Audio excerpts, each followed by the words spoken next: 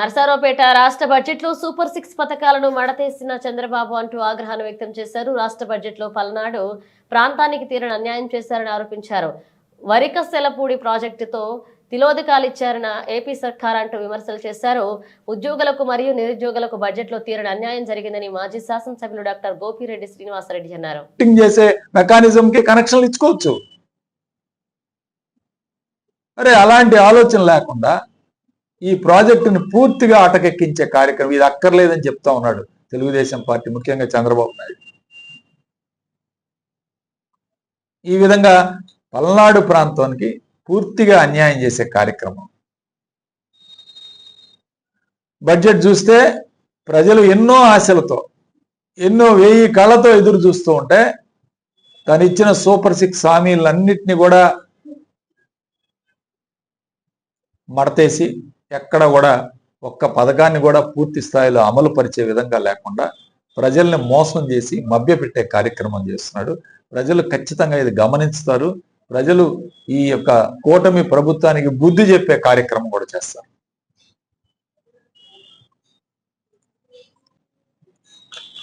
మరి ఉద్యోగులకి సరే, ఉద్యోగులకు మేము 20 లక్షల ఉద్యోగాలు అన్నారు. మొన్న ఎవరో ఆ మినిస్టర్ సవిత మాట్లాడుతోంది, ఆల్రెడీ 4,30,000 ఉద్యోగాలు ఇచ్చేసామని. ఎక్కడ ఇచ్చారయా అని మండలిలో అడిగితే నోరు తెరుచుకొని చూస్తూ ఉంది. ఇంతవరకు ఒక్క ఉద్యోగం ఇవ్వలేదు. ఇప్పుడు ఉద్యోగస్తులకు గాను 29% అయ్యారు, 23% పిఆర్సి. ఈ రెండు కూడా జగన్మోహన్ రెడ్డి గారు అనౌన్స్ చేయడం జరిగింది. 23% ఆయన అందించడం జరిగింది. ఇవాళ దాని గురించి ఎక్కడా కూడా ఊసలేదు. ఉద్యోగస్తులు ఆల్రెడీ ఉద్యోగస్తుల్లో వ్యతిరేకత ప్రారంభమైంది. వాళ్ళు బయటపడలేదు, కానీ ఉద్యోగస్తుల్లో పూర్తిగా వ్యతిరేకత వచ్చింది. మరి మెగా డిఎసి ఇది అసలు మొట్టమొదటి సంతకం 9 నెలలు అయింది. ఇంతవరకు ఆ సంతకం మీద కానీ ఒక ప్రకటన కానీ ఎప్పుడు చూసినా ఇదిగో 3 నెలలు అదిగో స్కూల్స్ అంటారు. స్కూల్స్ ప్రారంభించ ఎగ్జామ్స్ జరుగుతున్నాయి. ఎగ్జామ్స్ జరిగిన తర్వాత నోటిఫికేషన్ ఎప్పుడు ఇస్తారు, ఎప్పుడు ఫిల్ చేస్తారు. మెగా డిఎసి మరి అట్లానే పెన్షన్లు దాదాపు 5,000 కోట్ల రూపాయలు పెన్షన్లకు కేటాయించిన బడ్జెట్లో 5,000 కోట్ల రూపాయలు తగ్గించారు. సంవత్సరానికి ఈ సంవత్సరం కాలంలో 5,000 కోట్లు అంటే సుమారు 10 లక్షల పెన్షన్లు ఎత్తివేయటానికి ఈ ప్రభుత్వం పథకం వేసింది. 10 లక్షల పెన్షన్లు ఎత్తేయాలని చూస్తున్నారు. ప్రాబులీ ఇంకా ఈ సదరన్ క్యాంపులో సర్టిఫికెట్ల వెరిఫికేషను అది జూన్ వరకు జరుగుతుందట. మార్చి నుంచి జూన్ వరకు జరుగుతుంది.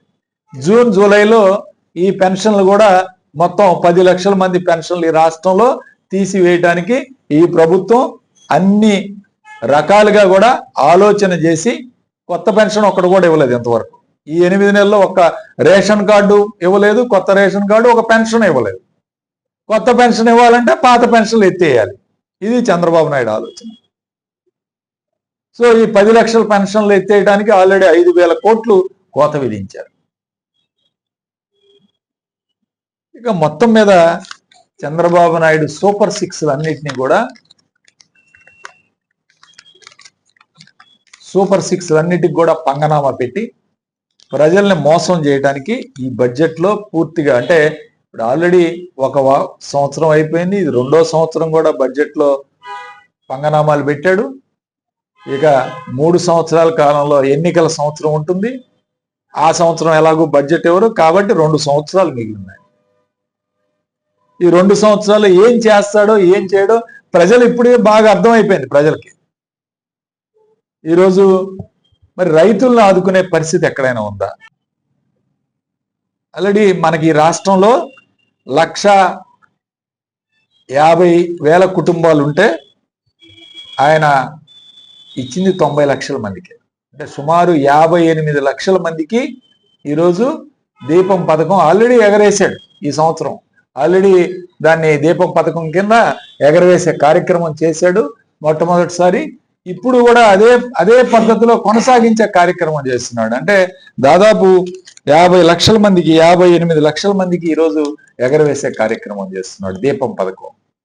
ఇంకా ఈ మూడే, ఈ సూపర్ 6 లో అమలు చేసే ఈ మూడిట్లో ఒక దాంట్లోనేమో 25 లక్షల మందికి, ఇంకో దాంట్లో రైతుల్లో 20 లక్షల మంది, ఈ దీపం పథకం కింద 50 లక్షల మంది.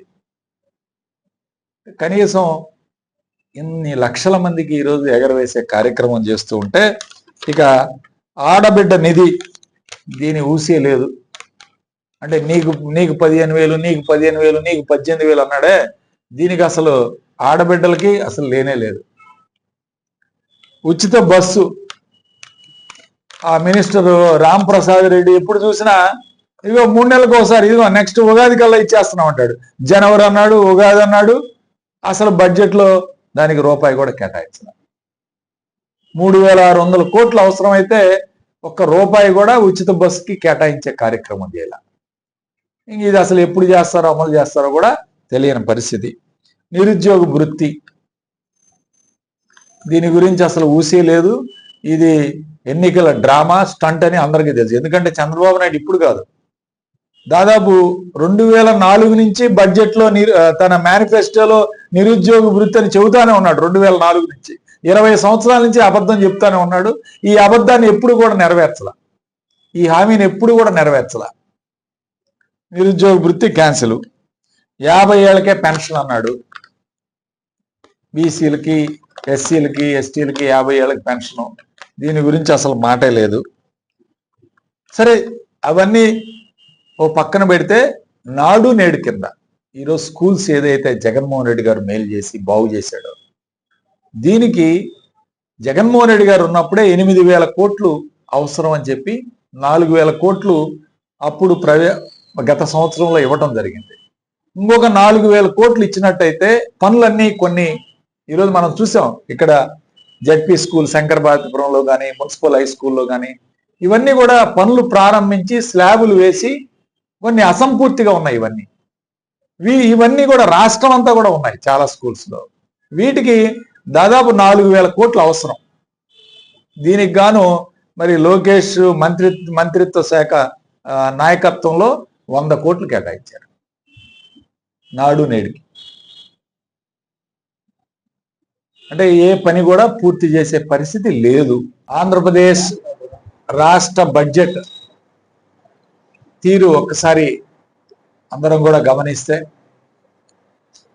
చంద్రబాబు నాయుడు ఇచ్చిన హామీలను ఎక్కడా కూడా నిలబెట్టుకునే విధంగా లేకుండా మళ్ళీ ప్రజల్ని మోసం చేసే కార్యక్రమం. చంద్రబాబు నాయుడికి ఇది అలవాటే. ప్రజల్ని ఎలా మోసం చేయాలి అనే దాని మీద పిహెచ్డి చేశాడు చంద్రబాబు నాయుడు. తప్పకుండా అతను ఇచ్చిన వాగ్దానాలను ఒకసారి గమనిస్తే ఏ విధంగా ఈరోజు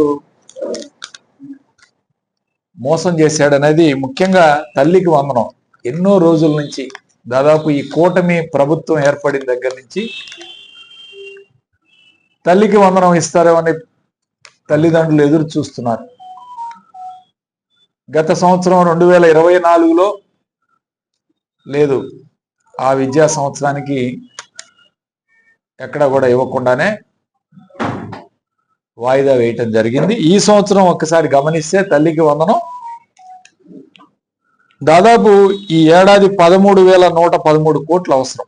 ఈ రాష్ట్రంలో 80 లక్షల మంది విద్యార్థులు చదువుకుంటూ ఉన్నారు. ఇంటర్మీడియట్ కానీ 10th క్లాస్ వరకు కానీ రెండు కలిపి 80 లక్షలు, సుమారు 80 లక్షల పైచిలుకు విద్యార్థులు ఈరోజు ఉంటే, దీనికి గాను సుమారు 13,113 కోట్లు అవసరం అయితే ఈయన బడ్జెట్లో కేటాయించింది 9,407 కోట్లు. అంటే దాదాపు 24 లక్షల మందికి ఈరోజు ఎగనామా పెట్టే కార్యక్రమం చేస్తూ ఉన్నాడు. 24,70,000 మందికి, అంటే సుమారు 25 లక్షల మందికి ఈరోజు తల్లికి వందనం ఎగరవేసే కార్యక్రమం చేస్తూ ఉన్నాడు. మరి ఇందులో ఎలా వేరు వేస్తారో, ఎలా విధి విధానాలు ఎలా ఉంటాయో ఇవన్నీ కూడా త్వరలోనే తెలుస్తాయి. ఇది బడ్జెట్లో పెట్టారు, ఇవి ఇస్తారా లేదా అనేది కూడా రేపు ఇచ్చిందాకా నమ్మకం లేదు చంద్రబాబు నాయుడు మీద. ఎందుకంటే ఆయన మాటను ఎలాగో అమలు చేసే పనిలో ఉండడు. అట్లానే ఈరోజు అన్నదాత సుఖీభవ ఈ పథకం కింద తీసుకుంటే దాదాపు ఈ రాష్ట్రంలో 50 లక్షల మంది 50 లక్షల పైచిలుకు మంది రైతులు ఉంటే దీనికి కావలసిన మొత్తం 20,000 రూపాయల చొప్పున 10,717 కోట్లు అవసరం. దీనికి గాను బడ్జెట్లో పెట్టింది 6,300 కోట్లు. మరి ఎంతమంది అన్నదాతల్ని, సుమారు 22 లక్షల మంది అన్నదాతల్ని ఎగరవేసే కార్యక్రమం చేస్తూ ఉన్నాడు. ఉన్న 50 లక్షల్లో 50 లక్షల పైచిలుకులో 20 లక్షల మందిని ఈరోజు పంగనామా పెట్టే కార్యక్రమం చేస్తూ ఉన్నాడు. అట్లానే దీపం పథకం కింద ఆల్రెడీ దీపకం పథకం గత సంవత్సరంలో ఫిబ్రవరిలో తూతూ మంత్రంగా, అంటే ఈ సంవత్సరం ఫిబ్రవరిలో తూతూ మంత్రంగా ఇస్తే దానికి గాను ఈ సంవత్సరం 4,000 కోట్ల రూపాయలు అవసరం అయితే, అంటే ఈ మార్చి నుంచి నెక్స్ట్ మార్చికి 4,000 కోట్లు అవసరం అయితే దీనిలో కేటాయించింది 2,601 కోటి కేంద్ర ప్రభుత్వానికి రాశారు. కేంద్ర ప్రభుత్వం 11,700 రూపాయలు కన్నా తక్కువ కొంటేనే మేము కొంటామని చెప్పి కేంద్ర ప్రభుత్వం క్లియర్గా స్టేట్మెంట్ ఇచ్చింది. మరి కనీసం ఇప్పుడు బడ్జెట్ పెడుతున్నారు కదా, ఇలాంటి బడ్జెట్లోనైనా రైతుల్ని ఆదుకునే విధంగా, ఏదైనా మిర్చి రైతులను ఆదుకునే విధంగా మీరు ఏదైనా ప్రకటన చేశారా? లేదే. ధరల స్థిరీకరణ నిధికి 300 కోట్లు కేటాయించారు. జగన్మోహన్ రెడ్డి గారు 3,000 కోట్లు కేటాయిస్తే చంద్రబాబు నాయుడు 300 కోట్లు కేటాయించాడు. ఇది ఈయన చిత్తశుద్ధి. రైతులంటే ఈయనకున్న ప్రేమ, చిత్తశుద్ధి. 300 కోట్ల రూపాయలు కేటాయింపు దారుణంగా చంద్రబాబు నాయుడు మళ్ళీ మోసం చేసే కార్యక్రమం చేస్తూ ఉంటే ప్రజలకు ఇప్పటికే అర్థమైంది, ఈయనేమి ఇవ్వడానికి ఇతనికి మనసు రాదు. అన్నిటికన్నా ముఖ్యమైనది ఏంటంటే, ముఖ్యంగా మన జిల్లాకి సంబంధించి, గుంటూరు జిల్లా, పల్నాడు జిల్లాకి సంబంధించి వరికపుటిసెల ప్రాజెక్టు. వరికపుటిసెల ప్రాజెక్టుకి కేంద్రం దగ్గర అన్ని పర్మిషన్లు కూడా తీసుకున్న తర్వాత కూడా మా ప్రభుత్వం వస్తుంది, మా ప్రభుత్వం వచ్చిన తర్వాత వరికపుటిసెలని ఖచ్చితంగా నిర్మాణం చేస్తా అని ప్రగల్భాలు పలికారు ఎన్నికల ముందు ప్రగల్భాలు పలికి ఈరోజు బడ్జెట్లో 1 రూపాయి కూడా కేటాయించకుండా వరికపుటిసెల అవసరం లేదు, ఎందుకంటే మేము గోదావరి జలాలను తీసుకొచ్చి బొల్లాపల్లి మండలం దగ్గర రిజర్వాయర్లో కలుపుతున్నాం, అట్లానే పెన్నా నదికి తీసుకువెళ్తున్నాం, బనకచెర్ల ప్రాజెక్ట్ అంటారు దీన్ని, ఇది పెడుతున్నాం కాబట్టి వరికపుటిసెల అక్కర్లేదని చెప్పి క్లియర్గా వీళ్ళు చెప్తూ ఉన్నారు తెలుగుదేశం పార్టీ. అది ఎప్పుడు కావాలి? బనకచెర్ల 80,000 కోట్లు, 1,00,000 కోట్లు కావాల్సిన అవసరం. ఇప్పుడు బడ్జెట్లో 200 కోట్లు కేటాయించారు దానికి, అంటే 1,00,000 కోట్లకి 200 కోట్లు కేటాయించారు. 200 కోట్లతో ప్రాజెక్ట్ అసలు డిపిఆర్ తయారు చేయడానికే ఒక 200 కోట్లు అవసరం అయింది. 200 కోట్లు కేటాయించి ఇది ఎప్పుడు ప్రారంభమవుతుంది, ఎప్పుడు ఈ డబ్బులు, ఈ నిధులు ఎప్పుడు చేకూరుతాయి, ఎప్పుడు పూర్తి చేయాలి అని ఆలోచన లేకుండా వరికపుటిసెలని దాంతో కనెక్షన్ చేసి వరికపుటిసెలని పూర్తిగా ఎత్తేశారు. వరికపుటిసెల వెనకబడిన మండలాలు ఏవైతే ఉన్నాయో, ఈరోజు వెల్దుర్తి మండలం కానీ, దుర్గి మండలం కానీ, బొల్లాపల్లి మండలం కానీ, అట్లానే ఎర్రగొండపాలెంలో పుల్లల చెరువు మండలం, 4 మండలాల్లో సుమారు 200 గ్రామాలకి తాగునీరు, 1,00,000 ఎకరాలకి సాగునీరు అందించే ప్రాజెక్ట్. దీనికి ఆల్రెడీ టెండర్లు అయిపోయాయి, శంకుస్థాపనలు చేశారు. గతంలో 3 ముఖ్యమంత్రులు శంకుస్థాపన చేశారు. ఈ ప్రాజెక్టుకి ఏదో పర్యావరణ అనుమతులు, అటవీ శాఖ అనుమతులు కావాలంటే ఈ అనుమతులన్నీ కూడా పొందారు. ఇప్పుడు పొందిన తర్వాత కూడా 1 రూపాయి కూడా కేటాయించకపోవడం ఈ ప్రాంతానికి తీవ్ర అన్యాయం చేసిన వాళ్ళకి కాదా ఈరోజు అడుగుతా ఉన్నా, ముఖ్యంగా పల్నాడు ప్రాంతానికి.